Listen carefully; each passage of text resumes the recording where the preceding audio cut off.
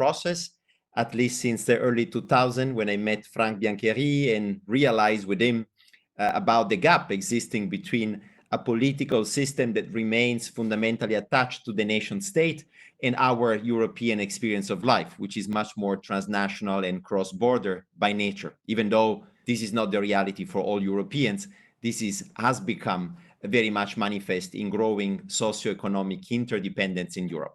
So we assist to a very clear mismatch between our political experience in Europe, which remains driven by the nation state, and the European experience of life, which is by nature, at least input potentially, much more European.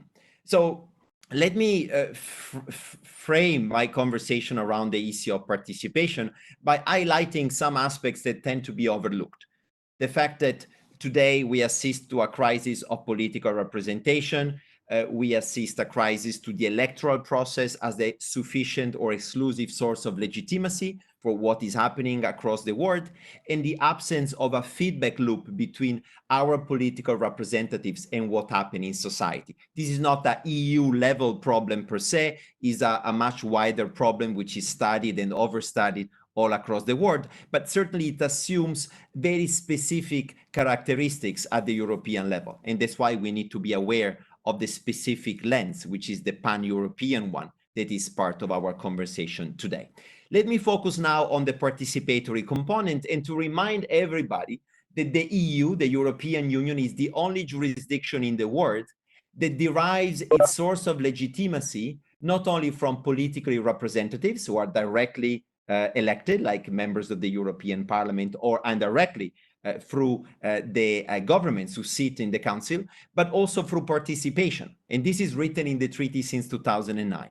Most of these treaty provisions, the so-called democratic provisions, they remain dormant. The only focus is on the European Citizen Initiative, but there are many other provisions which also pre-exist 2009 that shows something that really challenged our conventional perception of Europe. The fact that Europe offers many more avenues of participation to engage with the European institution, with European decision makers than the average member states of the Union. I'm talking about petitions to the European Parliament, public consultations, complaints to the European Ombudsman, European Citizens Initiative, Lighten the Load, Refit, Platform, many tools which are out there.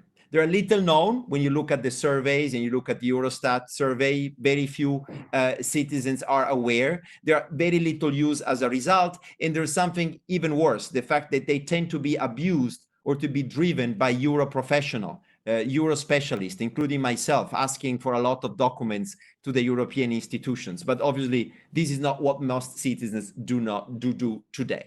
So one of my research questions over time, and what is really keeping me busy, is how the European Union today would look like if those channels of participations would have been used more. What if access through petitions, through complaints, through consultations would have been substantially given to many more actors? And I don't go too far, and it doesn't sound too far-fetched to say that even the crisis of the rule of law could have been tackled differently if civil society would have organized in Hungary, in Poland, in many other countries today, because they would have provided support to the European Commission, to the European Parliament, and would have put pressure on the Council. All the kind of elements that today lack in somehow democratizing the conversation about the rule of law today. One of the key structural questions that we also should ask ourselves is how we are going to link participation, so ECIs, consultations, petitions, with representations, with members of the European Parliament and with the Council. This question, the link between participation and representation, is not addressed in the treaty. It's a question that has left open, and this is symbolized by the situation in which we find ourselves when an ECI reaches 1 million signature. It is discussed at the European Parliament, but at the same time, the very same issue, think about glyphosate, is debated in a comitology process. The two processes, they don't meet at any time. They're like two ships passing at night. And this is structurally one of the weaknesses of the inclusion of participation as a source of legitimacy in the Union. It doesn't fit. There's no way in which institutionally can actually engage with the policymakers in a way which is conducive to decision and to influencing the process. This is clearly problematic today. It's creating a lot of source of frustration in civil society and also on the side of the institution. And I think this is a fair description of the context that is preparing the ground for the conference on the future of Europe and the difficulty to somehow square the circle in terms of expectations, in terms of what this conference should be about. I promised Giorgio that I would mention very briefly a couple of minutes about the specific initiative that is no longer about participation only, is more about the representation, but the way in which we are using participation in order to put on the European agenda the issue of political representation of European citizens who no longer live where they are. It's very easy to dismiss European citizens living abroad, meaning in another country, as citizens who belong to an elite. But this is another myth that we need to bust today. Most of the European citizens, around 20 million who live in a different country today, are not white-collar workers. They are not bankers, they are not academics, they are not professionals, but they are blue-collar. There are people who tend to exercise even less than the average their political rights. We know that there's a correlation between socioeconomics and the exercise of political rights. Well, most of those citizens, we are talking about around 20 million, do not exercise their political rights at the local and European level, exactly what the treaty is enshrining, giving them the chance to do. Only 8-9% of those do register in order to be politically active. That means that more than 90% of these 20 million are not politically represented in Europe. This is clearly dramatic to the extent you have big numbers. Think about the Romanian community in Italy, 2 million people who not only are not voting, but they are not running for office, even in those communities where they might be a significant part of those people. How we can mobilize this community, which is very little self-aware. We are not aware. I belong to that community like many of you in this call. We are not self-aware. We don't know who we are. We don't know how to organize it. So over the last 2 years, after publishing an op-ed in The Guardian that somehow set the agenda for this movement, we became aware that we could do something about it. And a very interesting coalition of actors registered a European citizen initiative called Voters Without Borders that tried to ask to the European Commission to think deeply about political representation, and in particular, to make more effective the way in which the exercise of such a right can take place. There are a panoply of obstacles which were highlighted last week in the publication of the AFCO report that prevent citizens from exercising those rights and prevent those very same citizens to set up their political organizations. We're going to hear from Damian about the Volt experience. We're going to hear from Olivier a broader analysis about political representation at the transnational level. But it's pretty clear that there's an issue, there is a phenomenon that can no longer be dismissed as for the elite or for small numbers of people. This is the future of the European political space. Unless we address this demand for political representation, both actively and passively, we are not going to be able to move forward in our conversation about how we build a democratic space that basically address the real needs of the people on the ground. Final note, many of the issues we see today, including the rule of law, are existing, are taking place because the political process is not capable of being intelligible to the many. And this allows national political parties, including in this particular moment, the European political party, to speak one voice in Germany and to speak a very different voice in Europe. This lack of intelligibility is damaging Europe. is damaging all political representatives, is damaging civil society, and render Europe more far away than what it actually is. On this note, apologies for being gloomy, but I think this analysis has to be contextualized on what is happening on the ground on this very same day. Thank you again, Giorgio, and everybody.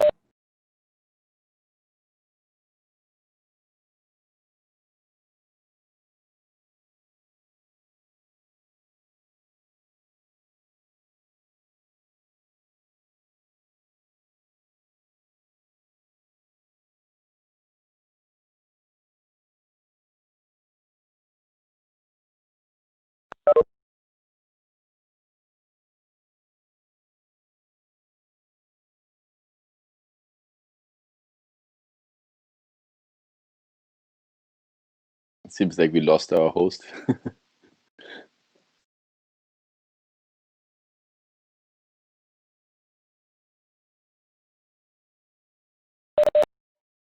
Olivier? Yes, up to you. Sorry, I have myself. You were muted. Yes, apologies. Okay. Thank you very much for the invitation. It's nice to see so many friends in the list of participants, and to see that people who have been involved in that idea of bringing more democracy to the EU are still keeping involved. I think it's a very interesting topic, a very crucial one in those times. We need now to act for at least 4 reasons.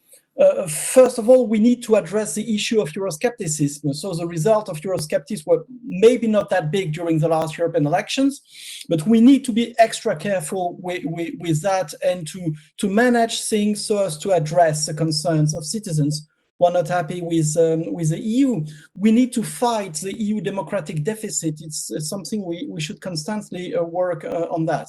We need to make citizens understand that the EU is really about them and is for them. And we need also to take advantage of the mobilization of citizens in 2019. Giorgio was very right to underline that the result regarding participation in 2019 election were pretty good, better sometimes at national election. For instance, if you take France, we had a better level of participation in the European election than in the last general election. So we need to really build on that, to take the occasion to act further. We really need to enjoy some improvements for the next European election, 2024. And if we want that, we need the European Parliament to launch the process now. Because during the last legislature, the MEP has been very active on the topics. The AFCO committee has done a wonderful work, but it's a difficult question. There has been some tension within the European Parliament, some sort of veto by the EPP regarding some reforms, and at the end of the day, the Council was not able to adopt the legislative proposal made by the European Parliament to prepare for the 2019 election. And this is really a pity, because the proposal that was made by the European Parliament was a good one, a modest one, one that could have been accepted by the member state, but it was just too late. So there are several issues that can be discussed today when we think about democracy and participation at EU level. There is all the aspect of, let's say, direct democracy or liquid democracy, which Alberto has explained a bit. But we can also just focus on the way European elections are organized. And here there is room for improvement. With Alberto, Giorgio, and Christophe Leclerc, we have authored an opinion that was published by Le Soir and some other media about the way to revitalize a bit European election, to make European election truly European. We have been electing the European Parliament since 1979, and it's a constant struggle to make sure that this election is a European one and not just a collection of a national election. And this is a very old topic for the European Parliament. The European Parliament has started working on that topic in 1961. So it's 60 years of efforts to try to have a real European election. And many civil society actors are also very active on the topic. And there is also the citizens initiative that has been mentioned by Giorgio and Alberto. My belief is that we need to work on several levels, but when we think just about European elections, what we have today representative I have an echo here. Can the newcomer cut? Yeah, thanks. So we have representative institution at EU level that work pretty well. The Lisbon Treaty has acknowledged that democratic representation is the core principle of the functioning of the EU, which is a major improvement. The European Parliament is perceived quite positively by EU citizens. If you compare the image the European Parliament has to the Commission or to the Council, or even to national institutions, it's pretty good. And the level of participation, as said, is also acceptable. So now also EU elections are playing a central role in the functioning of the EU. It is clearly connected to the choice of the new president.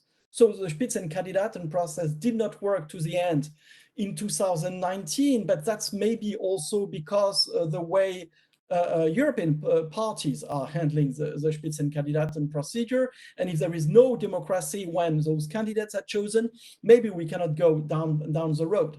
But also European elections now are providing an overall logic of politicization of the whole EU. The internal functioning of the EP, but also the Commission, which is clearly political, and even the European Council. Now it's very clear that we have three big political families inside the European Council, and discussion are organized along those lines. There is also a politicization of the relation of the various institutions. Now, the interaction of the three main institutions is clearly becoming more political.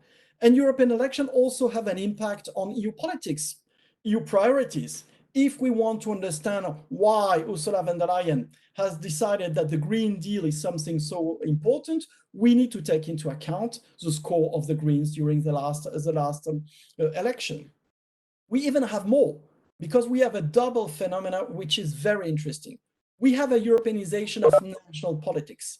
Now, EU questions become very central today in the political debate at national level. And if national politics are a bit a mess in many countries, it's also because of that. Because the existing parties are not very good at handling European issues, and we have new lines of fracture inside the member states, and this is very good. And also we witness the emergence of a European political debate and a European political space. And so this is very, very encouraging. So my point is just to say, we can think about direct democracy. We can think about liquid democracy or whatever, participative democracy. We should think about the way to better use the tools that exist in the treaty for normal citizens. But we need really to build on what we have already, which are those European elections that are useful, that mobilize citizens, that give a lot of power to the European Parliament. But there are several easy ways to reinforce them, to make them more meaningful, I would say. There are two things to do here, and there is no mystery because the European Parliament has been working on that for decades. First of all, we need to reinforce the European dimension of European elections. So maybe having finally part of the MEPs elected on transnational lists.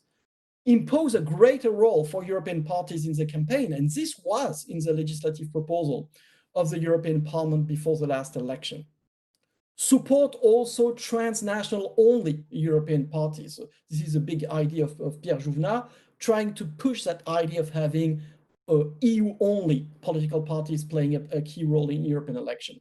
Then the second point is to favor the access to vote of EU citizens wherever they live, and this was addressed very clearly by Giorgio. We need more on that side of giving the possibility of citizens to be active in European elections, but also regional, local election wherever they live, and this is not made enough. I will stop here, leave the floor to the MEPs because I'm really impatient to hear what they are preparing for us, because the European Parliament needs to be active as soon as now if we want to have a chance to have a reform that will be active in 2024. Thank you. Thank you very much, Olivier. I hope you can now all hear me, that I've not silenced myself. Thank you very much. Short and sharp, as the European Parliament has taught us. I would like to start by Philippe Lamberts, not because I voted for him as I declared, but I'm also a member of Volt, so it's in between. One of the great things of being European is that it allows you to be active in many countries and not always with the same parties. Philippe, whilst I invite you to get ready to activate your camera, one of the things that I say to people who say, oh yes, with your initiative for democratic Europe, which was founded by Frank Biancheri, and thank you, Alberto, for remembering it. We made the party by fax, and I see Christophe is there, Pedro Ortun is there, and different people who participated in that European endeavor without knowing each other, just exchanging faxes.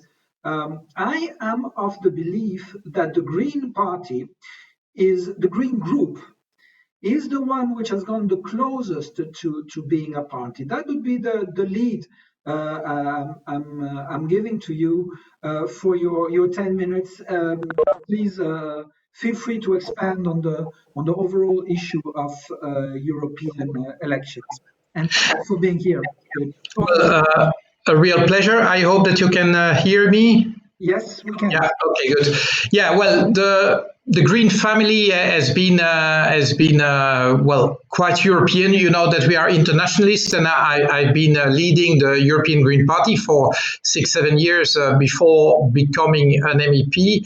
And indeed, well, on the one hand, we can say that we are committed to the European construction.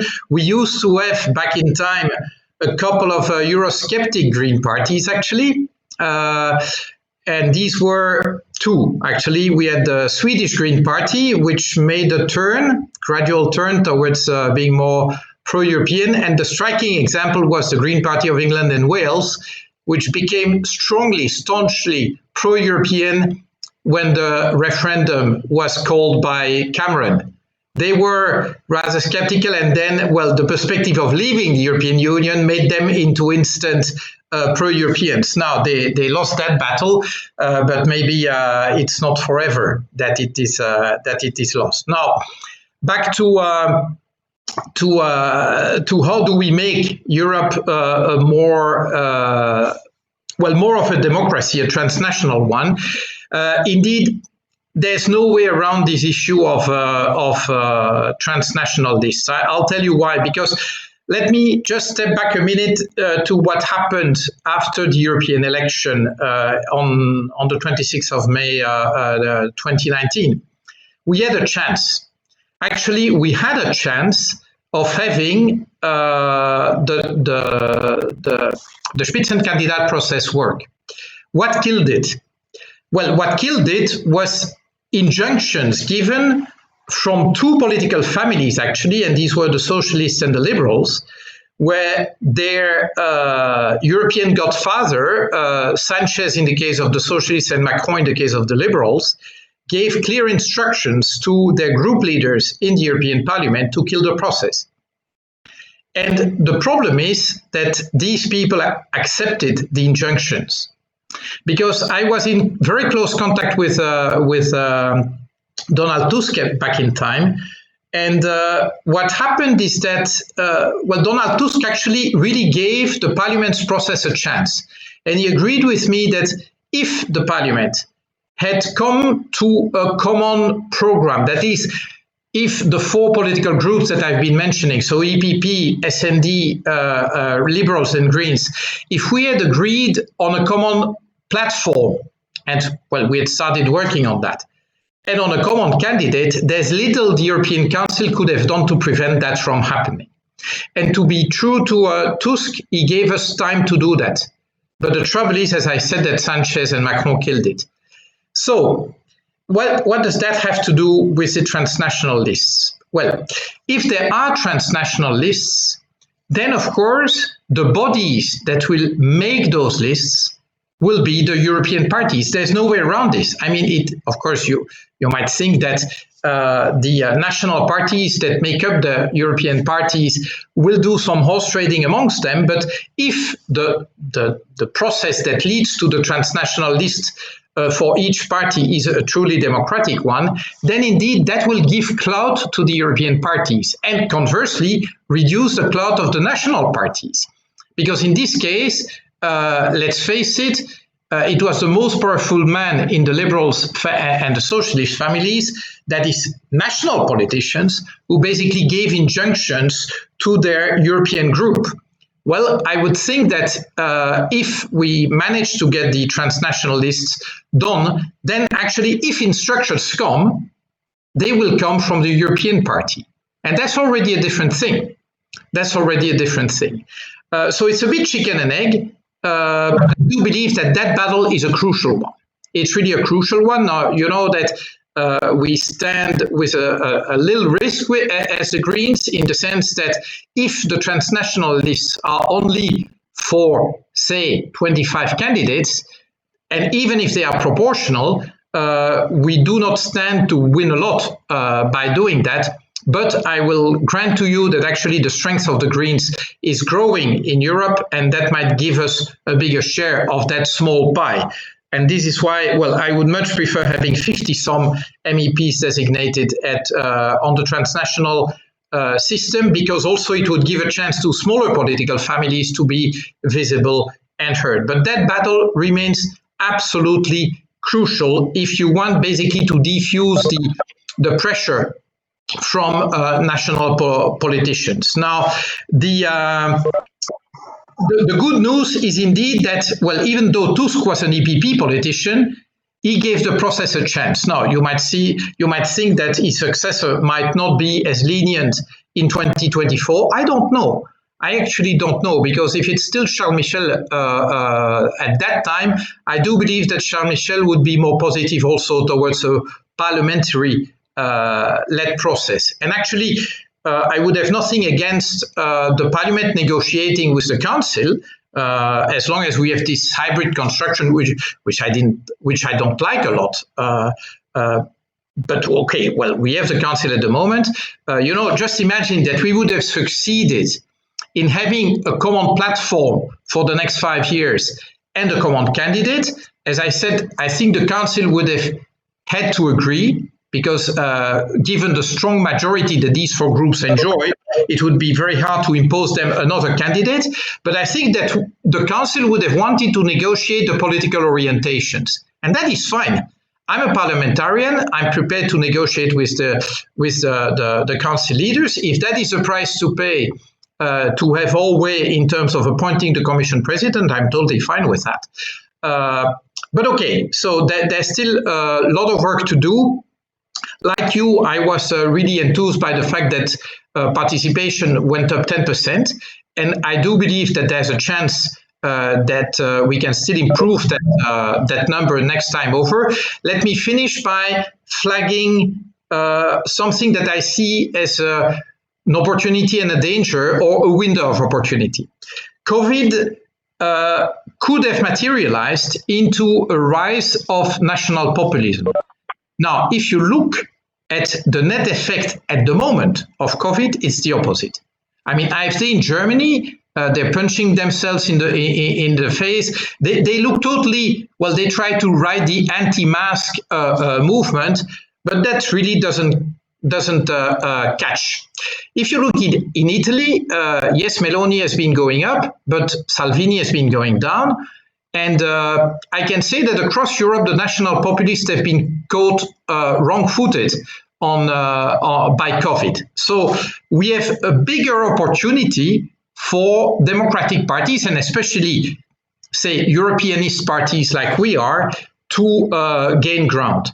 But the downside to that is that it's a window of opportunity, because if we do not give an answer to the rising inequalities that the pandemic inevitably is generating, and if Europe is not seen as an actor that reduces them, then actually national populists could come back with a vengeance. So we have a window of opportunity, and this is why this common recovery plan adopted in July and being negotiated between Parliament and Council as we speak is so important. Not just its adoption, but its execution. I mean, the execution of that recovery plan will be crucial to restore, and I would say enhance, the image of the European Union as basically a provider of common good. Because we need to reduce the, how should I say, the distrust that we see between member states and between citizens and the European institutions. And a successful implementation of that recovery plan, one that is seen across Europe as bringing added value and reducing the negative impact of COVID, will go a long way in improving the overall atmosphere towards 2024. I hope that I didn't go over my 10 minutes.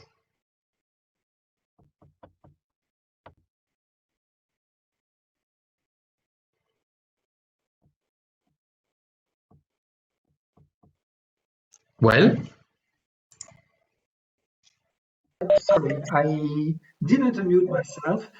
Thank you very much, Philippe. You caught me by surprise because you finished 1 minute earlier than your 10 minutes. That's being used to speak briefly in the European Parliament. Yes, definitely a very good training. I want to mention an anecdote, indeed, which says the power between the Parliament and the Council. Many people have said what you have said, but thank you for saying it so clearly. If the Parliament would have agreed on a deal, the Council would have had to follow it. And I have been speaking with many members of PPE, trying to have someone on PPE today in the debate.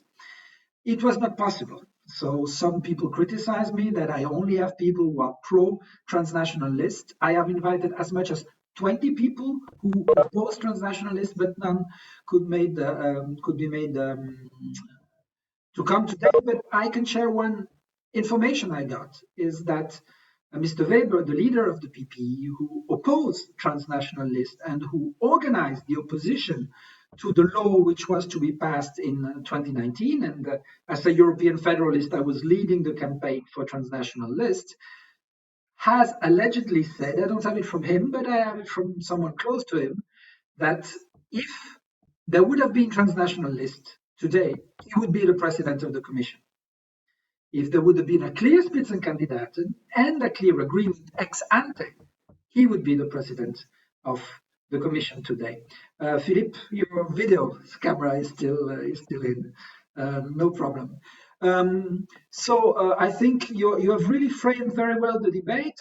And well, you have mentioned the Socialist Party has played a role in the election of the president of the Commission, at least. Domenec, as a young member of the Socialist Party and a former friend with me who were campaigning for transnational lists, I would call for you to speak after Philippe. So I'm giving you 30 seconds. Okay. Yes, I see you're coming in. Floor is to you for the next 10 minutes, Domenec. Thanks. Thank you. Can you hear me? Yes, I can hear you very well. I'm switching out now. Thank you very much for these very interesting presentations, and of course many things to say, but I'll try to be synthetic. And of course, thank you for the initiative of organizing this event and for the invitation. Of course, very happy to be here with experts like Olivier Costa, Alberto Alemanno, and with colleagues, good colleagues, and very pro-European and federalist colleagues like Christophe and like Philippe and Damian. So I will say, starting from from a more basic position, and I think some of the academicians in the meeting, I think, hinted at that. We have had already a certain degree of Europeanization of the EU's political space, and I think it's it's not there yet, but it's becoming, or it's looking more like a standard parliamentary democracy. If you look at the way the parliamentary groups operate in parliament among themselves, the negotiation for the election of von der Leyen, I will later on deal with the question of the respect of the Spitzenkandidat and so on, but this was in itself an exercise of parliamentary democracy, because the groups, the S&D group in particular, but I think also the Liberal group, the Greens did not really, they were kind of halfway in this exercise, but all of us put forward, the pro-Europeans at least, we put forward our priorities that needed to be in the Commission program in order to vote for von der Leyen first, and then for the ensemble of the Commission. And this is a typical exercise in a parliamentary democracy. It happened a little bit already in 2014, when, for example, the S&D requested the investment plan. Then that became the Juncker plan, which of course was not what we had in mind. It didn't have new money. It worked on the leverage and so on. So the funny thing is the current recovery plan looks much more like what we had in mind, when we called for the investment plan 5 years ago. But that was a condition also to support Juncker at the time. This could be more this could be more formalized, like Philip has said. We could have an official common program. There was a report from AFCO a few years ago. I don't remember now the author, but he was a famous author that talked about the contract for the legislature. And I think this could be an important innovation in our political system, in a European political system, to have the parties that conform the majority, ideally the four pro-European forces. We have to form a coalition probably always, because no one will have an absolute majority of the House ever. It's probably a good thing that we always need a coalition. So it has to be a coalition of the pro-Europeans, and we agree on a common platform for the 5 years and on a common candidate. What happened in the Spitzenkandidat, I agree with Philippe too. If the Parliament had a candidate, it would have been very difficult for the European Council to reject it. But unlike in 2014, when Martin Schulz realized that he couldn't form a majority, then he thought the sensible thing was to support the candidate from the most voted list, which was Juncker. So clearly the Parliament had a candidate, which was Juncker. And as you remember, there were people opposing him in the European Council, Cameron for one, and Merkel was not over-enthusiastic about Jean-Claude Juncker at the time. But the European Council went for the choice of Parliament. This time around, again, the S&D group was in a similar situation, or identical in a way, because Timmermans could not form an alternative majority to EPP, but at the same time, S&D was not available to support Mr. Weber. And at the same time, probably for good reason, the EPP, being still the most voted party, did not understand why they should support Timmermans, which is what Merkel agreed at the European Council, right? So what is the conclusion here? In a way, the parliament played a big role in self-defeating the Spitzenkandidat. And of course, I'm not happy to say that as a MEP, but I think it's an objective reality. It was not this time around particularly the working of the European Council. The moment we didn't have a candidate, it was easy for the European Council to go for a random, let's put it that way, a name like of von der Leyen. Then it's up to discussion whether von der Leyen is better for S&D, whether she's more pro-European than Weber, closer to our priorities. I don't have an answer to that, but I think there is a lesson here to be learned. And also Olivier Costa talked about the role of the European political parties. The negotiation for the election of a president of the Commission after the elections, in a logical way of thinking, it should be done by the leaders of the political parties, not by prime ministers. And they should have an understanding that the four pro-European parties, we are the main shareholders, if I can use this word, of the European project. So we need to have an arrangement within ourselves, like a kind of a code of conduct or a political agreement signed by the four parties that if any of the party is not capable of forming a majority with other parties, then we should support the most voted party.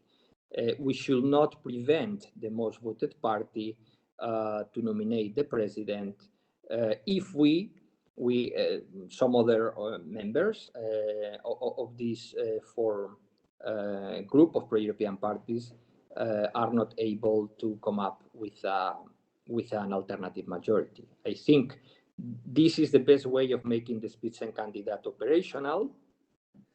I don't see how we can constitutionalize the Spitzenkandidat in a standard national democracy. To the best of my knowledge, we don't write in our constitution that the head of the most voted list becomes the prime minister or should be the first option for prime minister. I think it's an organizational principle that we can put into effect with these agreements with the European political parties. Also, in a more, if you allow me, in a more formalistic fashion, even the fact that we have von der Leyen, of course, is a violation of a Spitzenkandidat, but not of parliamentary democracy. In Belgium, for example, ¿y ahora quieres ver? Just a moment, sorry. ¿Qué quieres? Bueno, juega un poco con los juguetes. In a standard parliamentary democracy, sometimes the choice for prime minister, due to the agreements between the political parties in parliament, is someone that was not leading a list or not, from the most voted list. Look at Belgium, for example. Mr. De Croo certainly is not the Spitzenkandidat of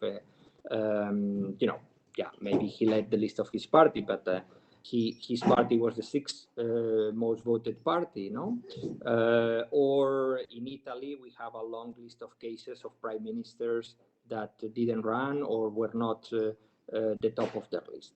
So we should not send a message, I think, to the citizens that electing someone that didn't run for the election, it is not ideal, but it's not a violation of parliamentary democracy. What we can do is to strengthen, in addition, these other elements like the contract for the legislature and the agreement between the political parties for the proper choosing of the candidate of the parliament for the role of president of the commission. Now, one or two last points. I think this is something that we have been discussing for a while. We need to have the logos of the European political parties in the electoral merchandising at the national level, which is almost never the case. The Spitzenkandidaten must be advertised as such at the national level. We should, when we reform the law of the European political parties and foundations, we have to look in ways to make this either mandatory or highly incentivized. Of course, if we have transnational lists, we need to have also but this will be by default, the European political parties logos. And one last word on the recovery plan. I agree with what has been said, but I think also poses an important constitutional and democratic challenge for the role of the parliament, which is largely excluded from the decisions on issuing debt and, of course, on new European taxation. So this is a really problematic, and we need to discuss that in the conference on the future of Europe. We cannot allow this financial and fiscal union to be intergovernmental. It has to be based on the community method. Thank you. Thank you very much, Domenec, and thank you for framing it in the view of politics. So Damian, now is your turn. So Damian Boeselager, I told him when we spoke, has been able to do something that many transnational parties try to do. I know at least 10 of them. Well, he is, to my knowledge, the first elected from a real transnational party, although he said that the Pirates challenged this with respect to the previous election.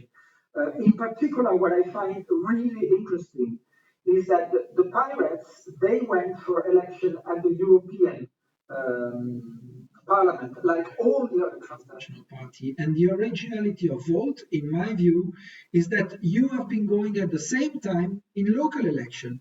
And it was so evident, and to my knowledge, no one thought about it. And I said, when Jacques Chirac founded a party to get to power in France, he didn't only think of going to the national election. He started creating parties at local elections, and that is how 20 years later, he managed to become a president of France. Damian, what can you say about your experience of being elected and your practice now in the European Parliament? Thanks. Over to you for the next 10 minutes.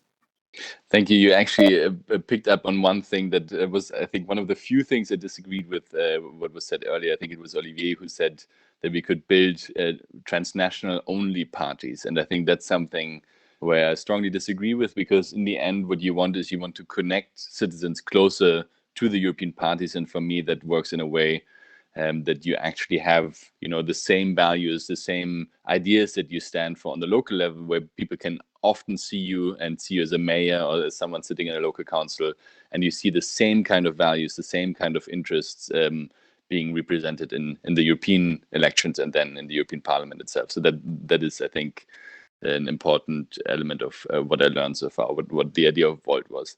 But I don't think I need the 10 minutes. I just want to make a couple of points. I mean, most of you know of Volt's experience of trying to basically build a European party.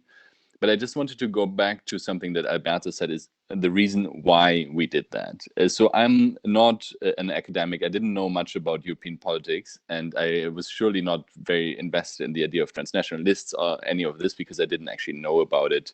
I come from the private sector, as some of you know, and the reason why we started this transnational party is because of issues, actual issues and problems that we saw in the real world. And Alberto mentioned, for example, now the rule of law, but there are others. I work on migration. I currently also work on the recovery package, but the issues that we saw back then, they're still there, especially when you look at climate change and so on. So these issues are the reasons why we said, okay, something is not working so well in the European Union. You have only national representation. When you look at it, I mean, the Greens, I think, are doing quite a good job of trying to have a cohesive kind of identity.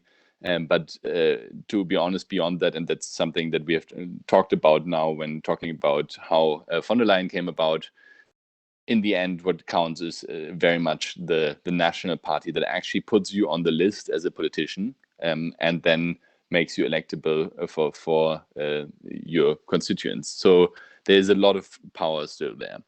And then, I mean, what's the solution to that? In the end, it's very simple. It's a parliamentary democracy. And I don't think we should forget this kind of ambition level of, like, you know, where should we actually get to if we had the perfect system in our mind? And that is super simple. It's a parliamentary democracy. It's what we all experience, at least mostly in the member states of the European Union, where you have the power to vote for someone, and this someone is then able to do two things. One is to, you know, be part of a majority to elect a government, and the second one is to maybe initiate legislation. Yeah, even though that second part, and we can talk about a bit of the right of initiative and why it's important. But at least this first part of, like, being able to, you know, present a government is just not happening. And so I think I can understand if some people get super annoyed about the European Union. For example, when I went to Greece in 2012, I talked to someone who said, like, you know, why is Merkel cutting my wage? Why is she able to influence such a great power on Greece that she makes Greece reduce my wage, and I have no power of, you know, democratically saying, no, I don't want austerity policy, but I want investment and Hollande at that time kind of policy.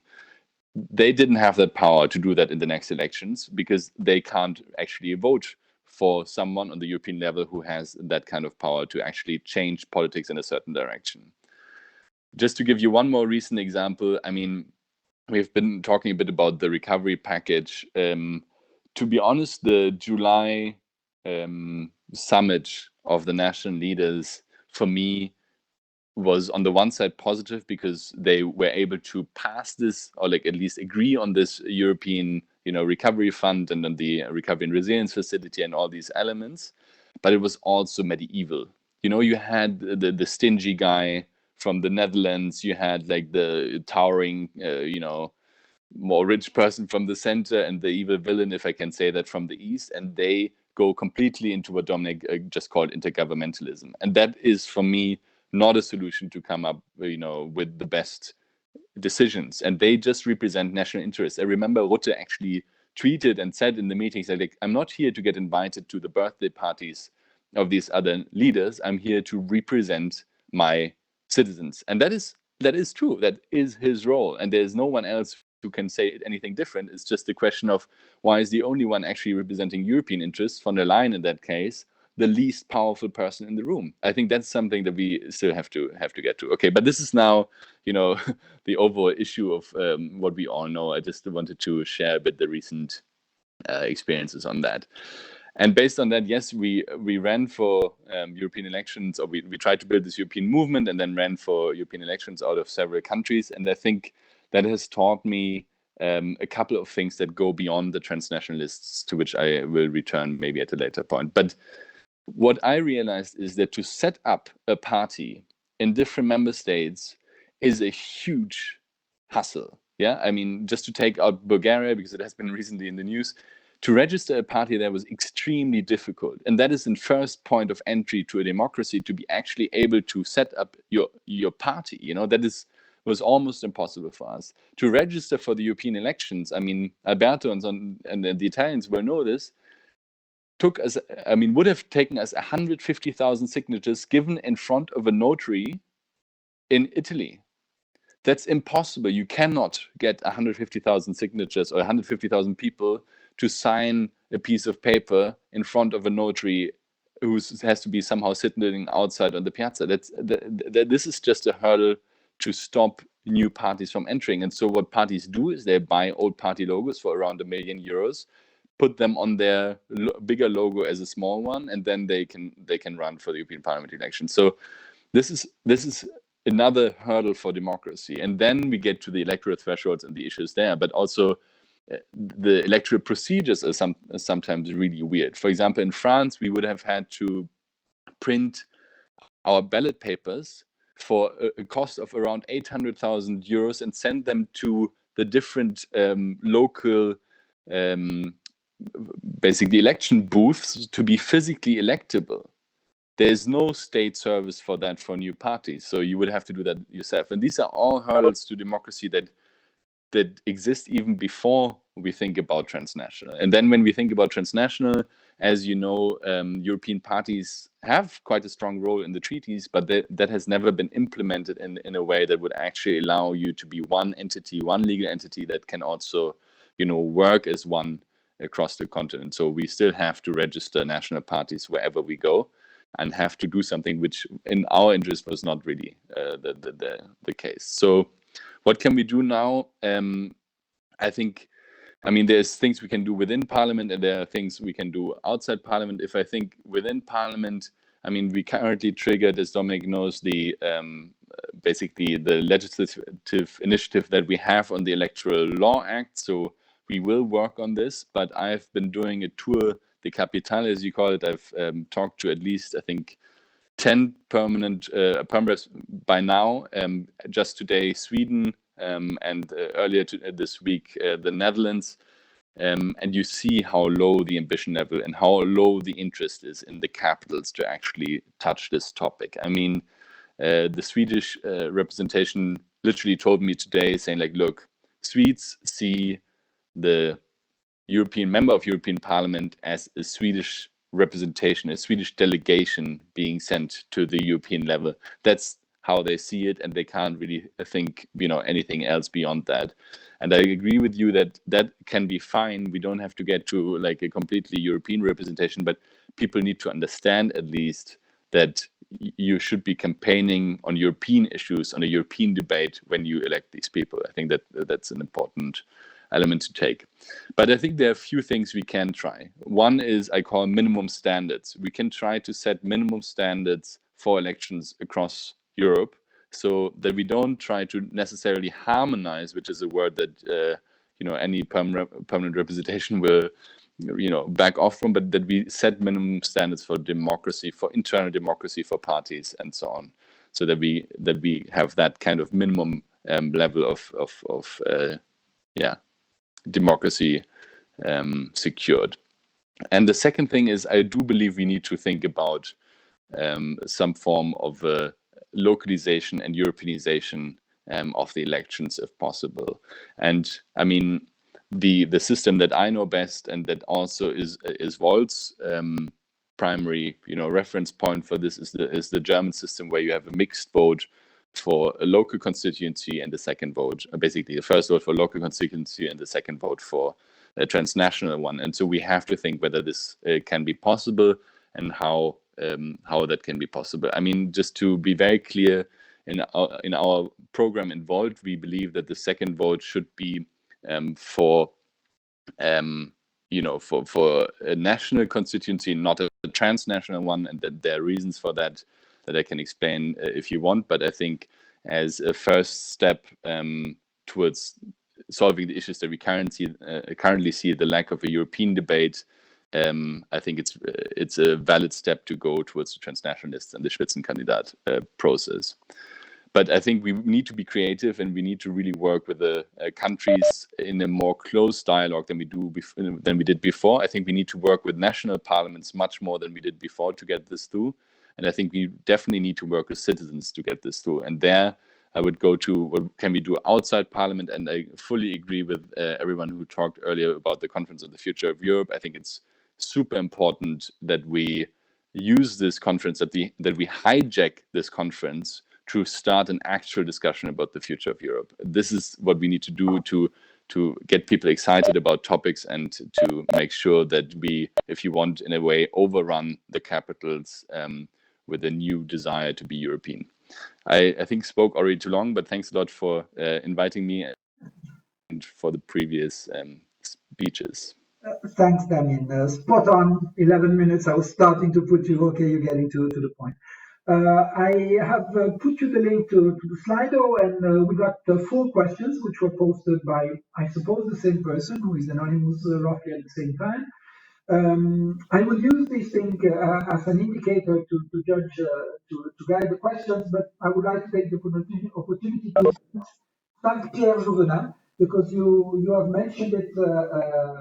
I think it was Olivier or Alberto who mentioned it. He has been an activist in French European Federalists for having real European parties and a double proportionality system, and he has really helped educating me into these gaps, I would say, of the election. And I can only confirm, Damian, what you have said. It's the advice I gave to your friend Andrea Renzon first time he came to Brussels. I have to mention Alliance for Europe, which is GmbH, an NGO, I would say, a German NGO, which we founded with 25 activists. Alberto is one of them. And our objective is to empower young parties, European parties. And on these grounds, we met with Andrea, and that is the first advice I gave him. You have a fantastic program, but your biggest hurdle is going to be register in every single country. And I know of the hassle it is, and I can only confirm what you've been saying.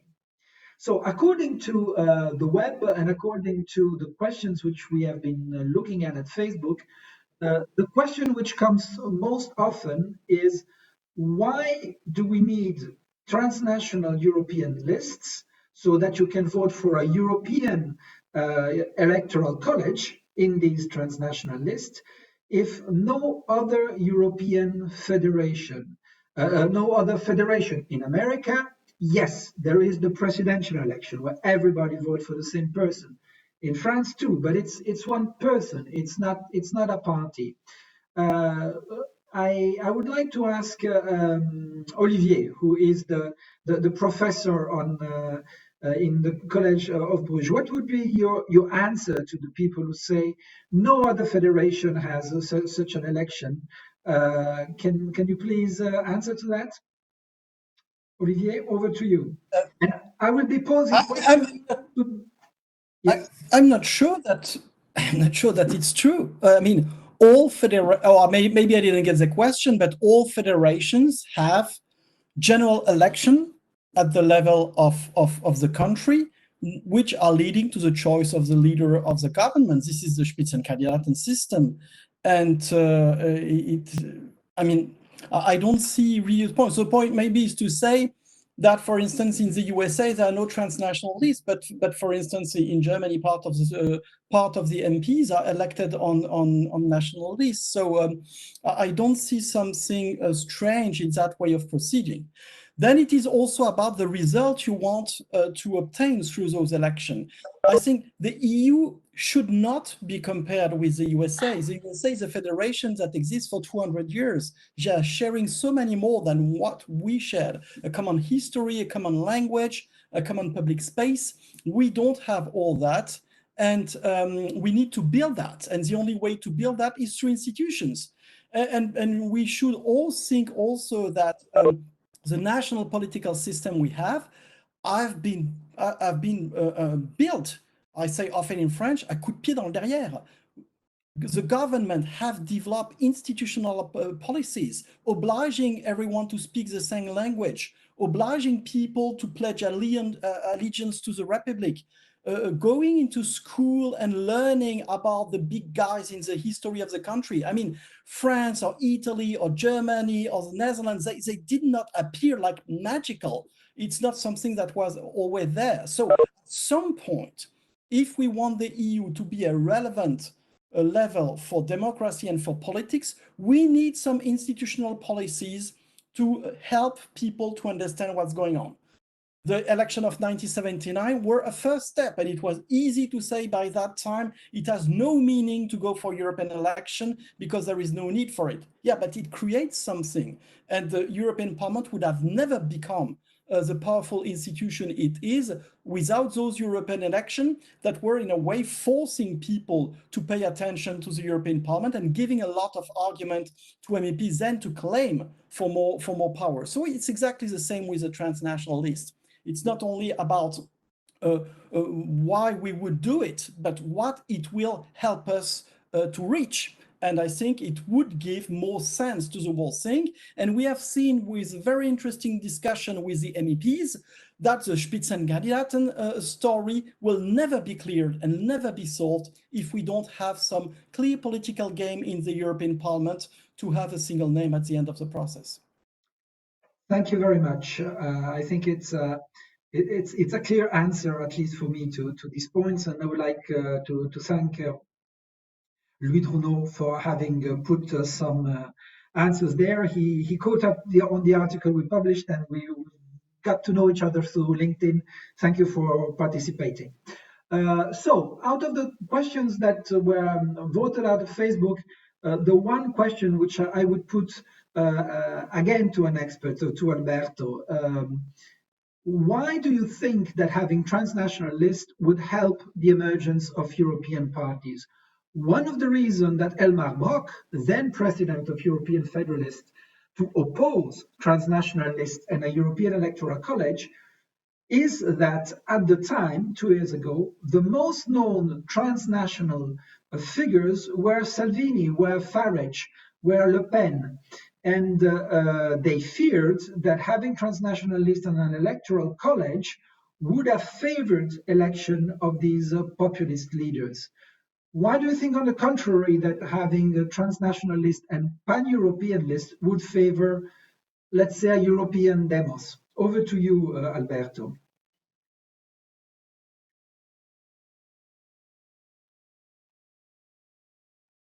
Alberto? I see Alberto Alemanno is not connected anymore. Okay. So I will put the question to Philippe. Philippe, again, you've been there for some years. The Greens have a very integrated structure. What would be the benefits having transnational list in favoring the emergence of European parties? Would you be willing to take this question? Well, the answer is fairly simple. If we have transnational lists, only European parties can manufacture them. And then you give them instant power. At the moment, since the constituencies are only national, it is obvious that it is the national parties that have the lead. But at least for the transnational list, for that part, it would be the European parties and no one else doing it. And, you know, designating candidates is a quite powerful instrument. And indeed, that would give power to the parties. And of course, if the Spitzenkandidaten are, as is obviously the case, part of the transnational lists, then, you know, if those parties designate the candidates for the European Commission, indeed, yeah, well, with power comes interest from the member parties. So again, to me, it's the key leverage. Thank you very much.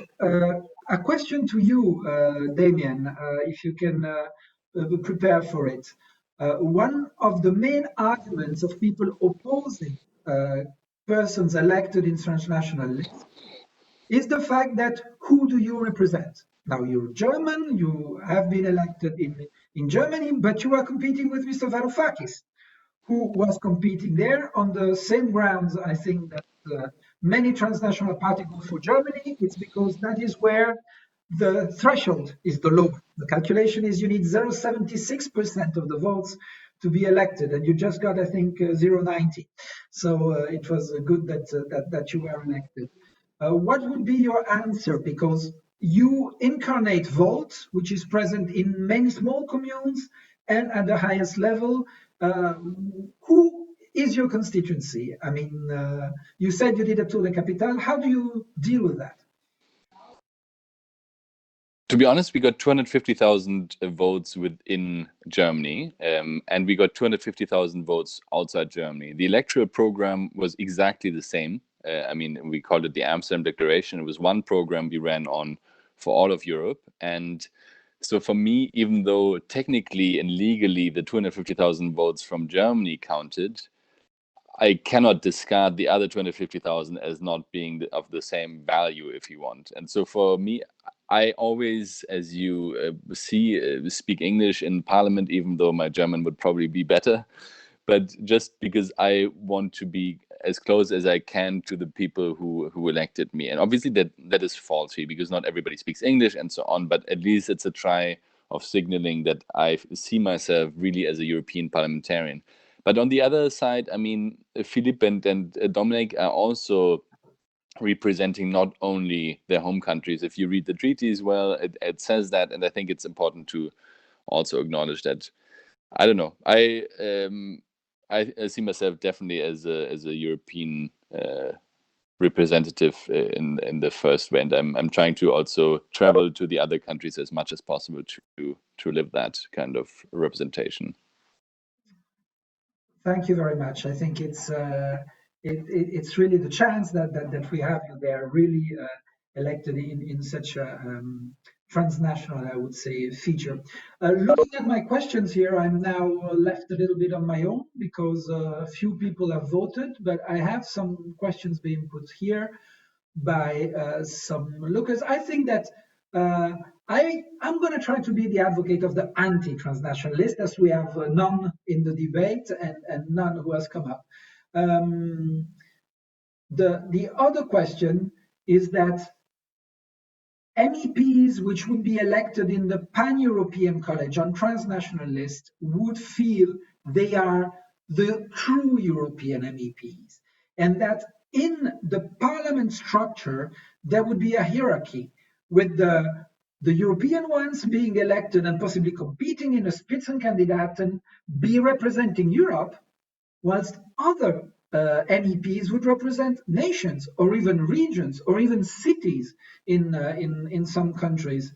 So I would come to you, Domenec, because you come from a big party with very different traditions, but I think the socialists are more homogeneous than, let's take, the PPE, because one of the examples that was made by Mr. Rangel, I quote him, he was speaking in the audition, he said, you cannot have a transnational list because the PPE has so many souls and we couldn't get on a transnational list. So that is exactly the example Damian has said. He would be forced to find an arbitration between these different souls. What is the situation in S&D party or in the parliament? You were an activist, now you're an MEP. Wouldn't people elected on such a transnational list be primus inter pares, and then pushing all the other MEPs, which would be a majority, to represent more their countries, so not integrating in a European parliament? Domenec, over to you. Thank you very much, Giorgio, for this very interesting question. Indeed, in the S&D group, there is a clear political line in favor of transnational lists. It is not to say that everyone agrees with that, but the majority of the group, and it's in our position papers, compared with the EPP, it seems the EPP is lacking an official position on the matter, no? So that will be the big difference between our two political families, and the big difficulty to get transnational lists. We need to see how to engage with EPP and whether they can clarify their line. It'll be very good if what you said before, Giorgio, is true, that Weber now considers that he will have had a much better chance of becoming president had he been hidden, a transnational list. I think that's probably true. On your question, it's also interesting because when I talk to my Scandinavian colleagues, which are by and large the ones more skeptical towards transnational lists in my political family, they always say there will be two categories of MEPs, and the transnational MEPs. See that the transnational MEPs will be like first category MEPs. I don't really believe that.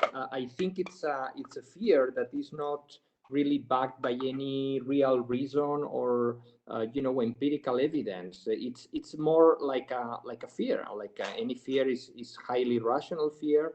It's like a gut feeling they have. I think transnational MEPs have a harder job because they have to travel more.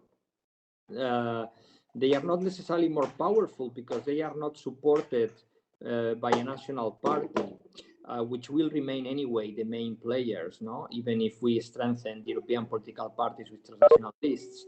So I don't see why they will have more informal power in the parliament, if not because maybe we put leading figures, no? If internationally we put the likes of, Ska Keller, Guy Verhofstadt, Philippe, those are people that are known across member states. So yes, if it's because of that, but these people already played leading roles in the parliament, before having a transnational list, because they have a transnational profile. So this will be my answer to this objection. Thank you very much, Domenec. I think seeing the people that are watching us, so we had a peak of 35 people watching us today. Your camera is on, Domenec. It was off before, no problem. I think we've reached the end of this debate. I know that you are all very busy in your life, just at the end of a fantastic week of session to the MEPs, and very busy with your courses, the two professors. I regret, Alberto, to leave us, but I really thank you. It has been really enlivening, and this is just the beginning. Because as many of you have said, with the Conference on Future of Europe, there will be the opportunity for all of us activists and for the Parliament to be able to make proposals which the Council will have difficulties to ignore. Although I have to say, following COFOI, the Council is ignoring them. So ending this session, I would really like to thank again the Professor Alberto Alemanno and Olivier Costa. I would like to thank Philippe Lamberts, Domenec Devesa, and Damian Boeselager for having joined us for 1 hour and a half. Thank those of you who have been putting the questions, who've been stimulating. I will end with one point. In a paper that we have published with Olivier and Christophe Leclerc in January, we have said it would be a mistake to put the debate on the electoral law to the Conference on Future of Europe. The electoral law for 2024 is one of the two initiatives you MEPs, you Philippe, you Damian have. You are in AFCO, it's the committee who should, as soon as possible, put an electoral law to decision by the Parliament and put the ball in the camp of the Council. Don't wait for the Conference on Future of Europe. It's a constitutional rights you have, and do it now, because if you wait 2023, 2024, people will be judging the electoral method as a function of the result. On the other hand, issues like Voters Without Borders, for which I invite you all to vote, have to be put to the constituent role of the Parliament. And there I invite you again, MEPs, activists and professors, to support the fact that Europeans should not have to leave their democratic rights at home when they expatriate. 17 million Europeans have lost the totality of their European rights. They have some, but not all. And this is very variable. In Vienna, I learned that even if you don't reside in Vienna, you just have to be there 2 months a year, you can still vote in national and regional election. This is, I think, the model we should go for, so that when you have several homes, when you move across Europe, you should still be able to be represented elsewhere. Damian, I see you have put your camera on. You want to have a last word from you, and maybe... I just wanted to say that we requested the initiative on the electoral law. So this will soon be with the Conference of Presidents, if it's not already there. Maybe Philippe can then ensure that it's approved, and then I can assure you that we don't want to completely decouple it from the conference, but we do want the timeline to start right now, because we see the urgency, just as you see it. And we will push for it. Philippe? Philippe, you wanted to pick that up? No? Well, we will indeed push it forward, and indeed there's no reason to wait. We have this debate, and we have had it for years now. So I do not see a reason to kick the can down the road again. Exactly, and I know Domenec organized even an audition with the Socialist Party. Domenec, you want to say a few words, but you're pushing also for this electoral law. Yes, indeed, we have followed already your advice, Giorgio. As Damian has said, we have already requested to the COP authorization to proceed at the committee level with the electoral law, because indeed we cannot wait for the conference on the future of Europe. It's not, you know, the role by default. It's the electoral law in particular is the role of Parliament, the one that has the initiative. And regardless of that, if we wait for the conference, which it hasn't started as of now, as of today, it's still pending, we will not be in time for the 2024 elections. Yeah, and to conclude, really, in 2017, for the first time, there was a vote in AFCO where I think, really, thanks to the activism of European federalists who used the Spinelli Group, we were able to make the proposal for transnational parties go to the vote in plenary. In all the previous examples since the 90s, it was voted down in AFCO. That time it passed the vote in AFCO, it was voted down in plenary. So I am hopeful that if you can put these elements in a vote to the plenary, this time with the help of citizens and all the associations which are represented there, we will be able to push it through at the parliament. Then it will be for approval of the council, who needs to approve it at unanimity. That will be challenging, but as I said, it's only the start. Thank you very much. Have a pleasant evening, and see you any other day, if not at the launch of the Conference on the Future of Europe. Goodbye. Thank you very much for the lively discussion and productive. Bye.